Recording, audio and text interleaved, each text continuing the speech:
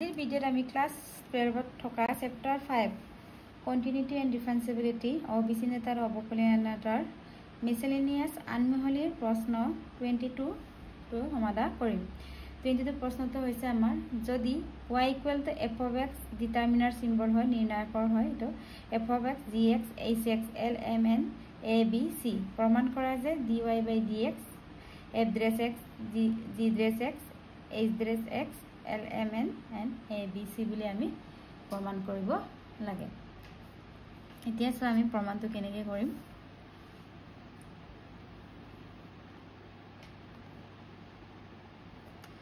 কি দিয়া আছে আমাৰ y ফলনটো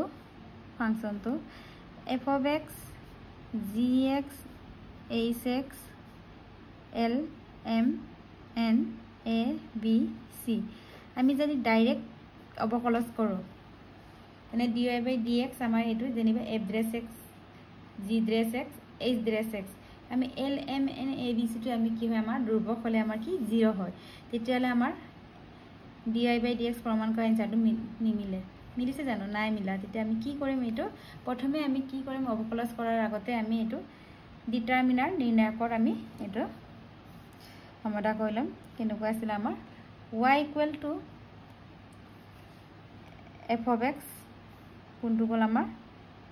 এটো লাইন গল এটো m n b c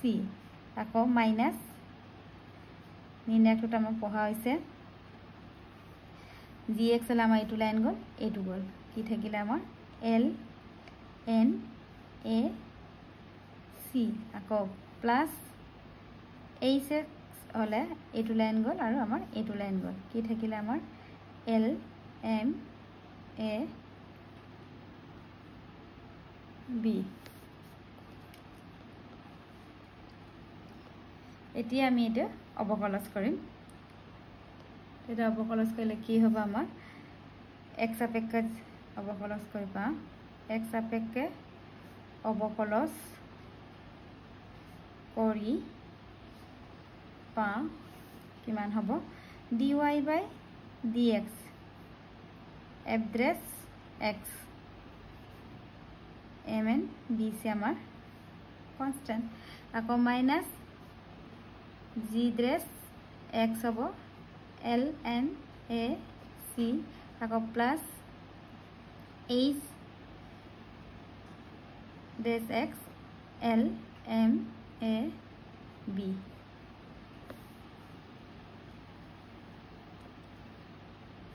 এতিয়া আমি এই ফৰ্মটা মই কেনেকৈ লিখিব পাৰো আকৌ আমি ডিটাৰমিনাৰলৈ কনভাৰ্ট কৰিমগে কাৰণ আমাক প্ৰমাণ কৰিবলৈ কি কৈছে dy/dx এটো আমাক প্ৰমাণ কৰিবলৈ দিছে তেনে এটো কিল যদি আমি এটো লিখো ঠিক তেনেদৰে আমি f(x) টো আমি আমাৰ কি হ'বগে আমাৰ এটো হ'ব তেনেহলে dy/dx ইকুৱেল আমাৰ কি হ'ব f(x) g(x) h(x)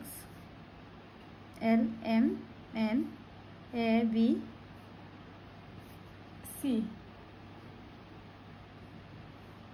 এটো আমাৰ প্ৰমাণ কৰিব লাগে হেন্স প্ৰুফ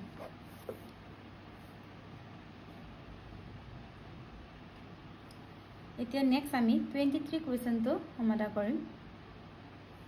23 কোৱেশ্চনটো কৈছে যদি y = e⁴ cos inverse x, -1 less than equal 1 x less than equal 1 মানে x ৰ মানটো আমাৰ -1 ৰ সমান হ'ব পাৰে বা সৰু বা 1 তকৈ সৰু বা সমান মানে -1 তকৈ ডাঙৰ বা সমান 1 তকৈ সৰু বা সমান হ'ব লাগিব x ৰ মানটো যেটো উলিয়াব আমাৰ তাৰপৰ কি দেখুৱা যে 1 - x² d²y/dx² - x dy/dx - a² y = 0 ইয়াত আমাৰ এটো তোমালোকক কনফিউজ কৰিবৰ কাৰণে কেতিয়াবাই দিয়া হয় এটা আমাৰ ব্যৱহাৰ নহয় কটো এটা চোৱাচোন আমি প্ৰমাণ কি দিয়া আছে আমাক y = e⁴ cos inverse x এতিয়া চোৱা আমাক দেখুৱাব লগিয়াত কি আছে আমাৰ d² y/dx² মানে আমাৰ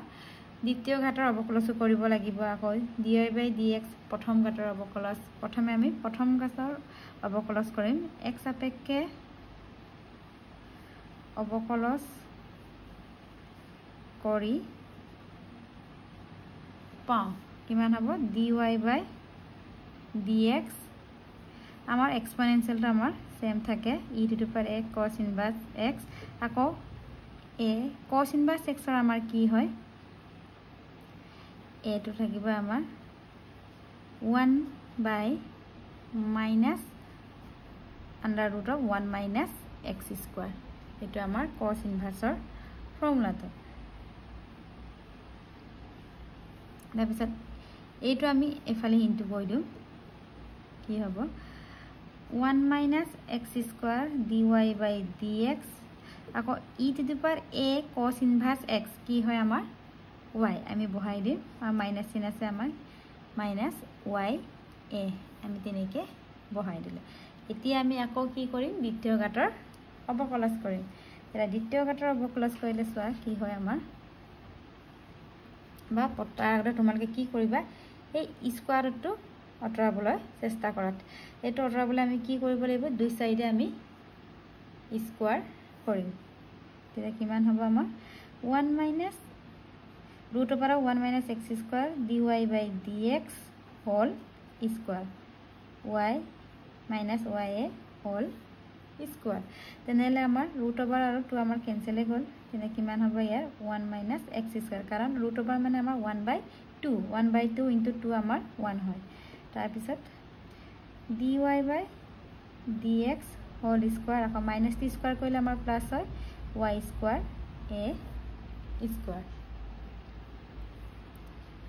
এতিয়া আমি কি কৰিম অৱকলজ কৰিম দ্বিতীয় ঘাতৰ অৱকলজ ইয়াক আমি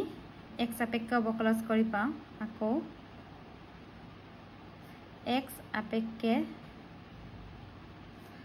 অৱকলজ কৰি পাওঁ কি পাওঁ আমি চোৱা এতিয়া আমাৰ এটো অৱকলজৰ কি পুৰণৰ বিধি মানি চলিছে তেতিয়া কিমান হ'ব আমাৰ 1 minus x square আমি dy by dx যদি অৱকলজ কৰো পাৱাৰটো আগলৈ আহিলে dy by dx আকৌ dy by dx তো আমাৰ কি হ'ব d square y by dx square আকৌ plus dy by dx whole square ইয়াৰ অৱকলজ 1 ৰ অৱকলজ আমাৰ ধ্ৰুবক ৰাখি 0 আকৌ minus x square কি হয় minus 2x আকৌ a square আমাৰ ধ্ৰুবক হয় a square লিখিলো y square আমাৰ অৱকলজ কি পাৱাৰটো আগলৈ আহিলে 2y আকৌ y ৰ অৱকলজ আমাৰ x সাপেক্ষে কি dy by dx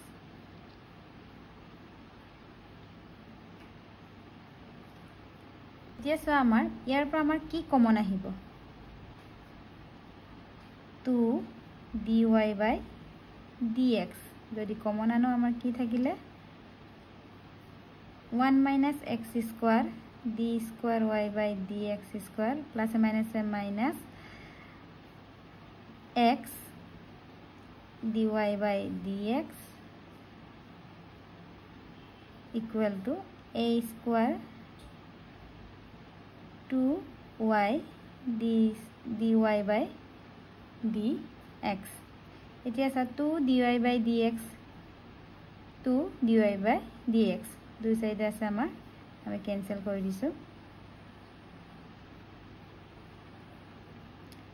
এটা আমাৰ কি থাকিলে 1 minus x square d square y by dx square minus x dy by dx a square y এতিয়া আমাৰ 1 minus x square d square y by dx square minus x dy by dx এটো আমি left hand সাইডে নিলে কি হবে আমাৰ plus হবে minus a square y equal to 0 আমাক এটোৱে আমাক দেখাবলৈ কৈছিলে hence proof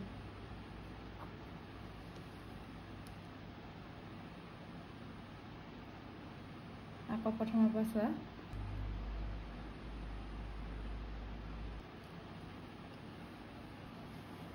আজি আমাৰ অবিচ্ছিন্নতা আৰু অৱকলনীয়তা চেপ্টাৰটো শেষ হ'ল। আমি নেক্সট ভিডিঅ'ত আমি এটা নতুন চেপ্টাৰ ষ্টাৰ্ট কৰিম।